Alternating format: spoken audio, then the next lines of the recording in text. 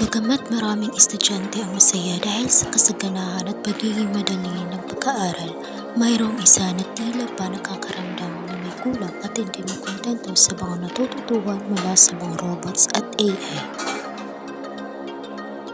Hindi ko maintindihan ang sarili ko. Meron naman ako lahat ng high-tech na kagamitan.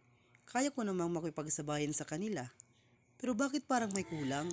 Sa kanyang pagmumuni-muni ay nakarating siya sa bahay-aklatan ng kanilang paaralan.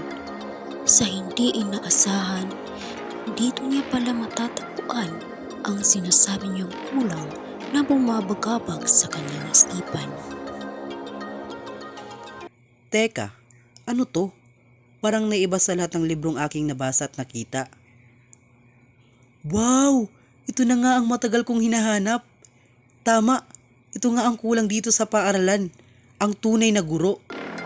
Sa libro ay nabasa niya ang tungkol sa isang paaralan na mayroon pa rin taong guro na patuloy na nagtuturo. Gumagamit rin ito ng mga teknolohiya sa pagtuturo, ngunit hindi pa rin nawawala ang mga tunay na guro na patuloy na gumagabay sa pagkatuto ng mga mag-aaral. Ito ang kulang, pakikisalamuha at gabay ng isang tunay na guro. Hanapin ko ang paaral na ito. Tiyak ako na magiging masaya ako kapag nag-aral na ako dito. Hinanap niya ang paaralan na nasa libro hanggang sa Ito na siguro ang paaralan na nakasulat sa libro. walang pag-aalinlangan pumasok sa Brooks at nag-ikot-ikot siya sa paaralan. Sa hindi kalayuan ay nakita ni Dr. Rachel si Brooks. Si Dr. Rachel ay isang guro at scientist na mayroong nakahandang plano para sa estudyante sa Brooks. Hello po, ako po si... Brooks. Paano niyo po nalaman ang pangalan ko? Bagong estudyante pa lang po ako dito. I've been watching you. Maniniwala ka ba na hindi mo aksidenteng nakita ang libro? You have a purpose why you are here.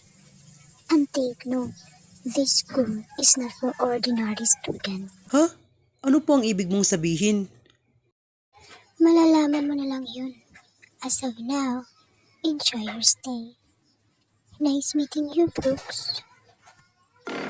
Sa klase ay tinuturuan ni Dr. Rachel si Brooks ng mga mas pinalalim na kaalaman sa paggamit ng teknolohiya at paano magagamit ang kanyang kasanayan pagdating dito. Pagkatapos ng klase ni Brooks ay naglibot siya sa kanyang bagong paaralan.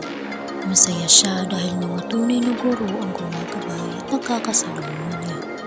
Hanggang sa nakita niya ang isang kakaibang silid-aralan at pumasok siya dito. Agad niyang pinuntahan si Dr. Rachel para sabihin ang kanyang nakita. Lingid sa kanyang kaalaman, si Dr. Rachel pala ang may gawa nito. Dr. Rachel, may nakita po akong kakaiba at magandang imbensyon sa isang tagong silid-aralan. Talaga? Puntahan nga natin. Dito po, Dr. Rachel. And you finally found it, Brooks. Welcome to my laboratory. Talaga po? Sa inyo to? Para saan naman po ang iniimbento nyo? Sasabihin ko, pero wag mong ipagsasabi sa iba. Opo. I'm creating a powerful artificial intelligence that will grant the user extraordinary technological powers. At matatapos ko na rin ito sa wakas dahil dumating na ang panghuling sangkap. Ano po iyon? Ikaw?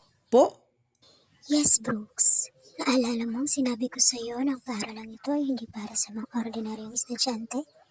Isa ka dun sa mga hindi ordinaryo, Brooks. Dahil mayroon kang natatanging kakayahan na makatutulong ma-activate ang imbensyong ito.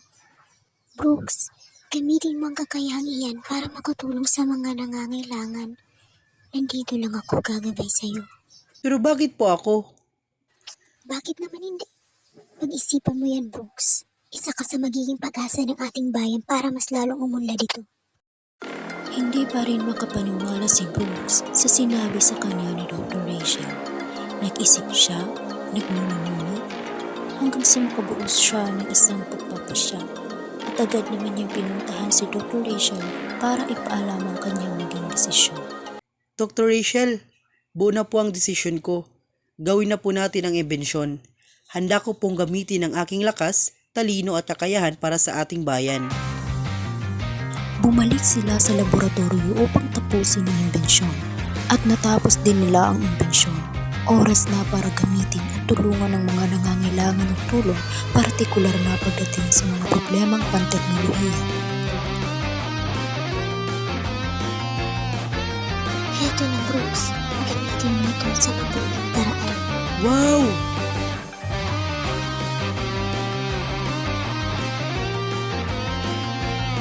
Naku, paano to? Ano ang gagawin ko dito? Tuluyan na nga siyang nasira. Hayes, Ano po ang problema? ayaw na kasing gumana ng iPad ko. Pasahan pa naman namin ngayon ang aming final na output. Ganun ba? Akin na, ako na ang bahala. Sigurado ka? Robot nga at iba pang technology equipment. Hindi na gawang ayusin niya. Ikaw pa kaya? Oh, ito na. Gawin mo na at ipasa mo ang final na output mo. Wow! Gumana nga. Ang galing mo naman. Maraming salamat. Walang anuman. Kapag may kailangan ka, tawagin mo lang ako. Kumalat ang balita tungkol sa kapangyarihang taglay ni Brooks hanggang sa tinatawag na siya ng mga tao upang magpatulong sa mga problemang panteknolohiya. Sira na naman ang aircon ko. Tawagin ko nga si Brooks. Brooks! Brooks, buti naman dumating ka. Tulungan mo ako sa aircon ko. Ayaw gumana. Sige po, ako na ang bahala. Wow! Ang galing mo! Ang galing mo, Brooks! Mas magaling ka pa kaysa sa mga robot. Maraming salamat! Sa kabilang silid, isang proyekto ng estudyante ang hindi tinanggap ng robot dahil sa kamalian nito at hindi tinanggap ng system. Submission failed. Fix it to submit again. Anong gagawin ko? Alam ko na. Tulong! Ano pa yung kailangan, kaibigan? Hindi tinanggap ng robot yung guro ang proyekto ko dahil sa mga mali nito. Maliit na bagay. Ako ang bahala. Akin na yan. O ito, ipasa mo na yan. Wow! Ang galing! Maraming salamat, Brooks. Correct. Submitted successfully. Yes! Nagtungo kay Dr. Rachel si Brooks upang ipagbigay alam ang kanyang mga nagawang kabutihan at pagtulong gamit ang kanilang ginawang imbensyon. Dr. Rachel, alam mo, ang dami kong natulungan dahil sa imbensyon natin. Talaga ba, Brooks? Opo, marami. Hindi ko na po mabilang. Nakakatuwa naman, Brooks. Maraming salamat sa iyo, Dr. Rachel. Salamat din sa iyo dahil naniwala ka sa kakayahan ko at kakayahan mo na makatulong sa mundo. Patuloy mo lang yan. Marami pa tayong gagawing imbensyon na makatutulong sa pagpaunlad ng ating mga kakayahan at pag-uwi ng mundo na hindi kayang tumpasan ng mga robot. Tandaan mo, nandito lang ako gagabay sa iyo.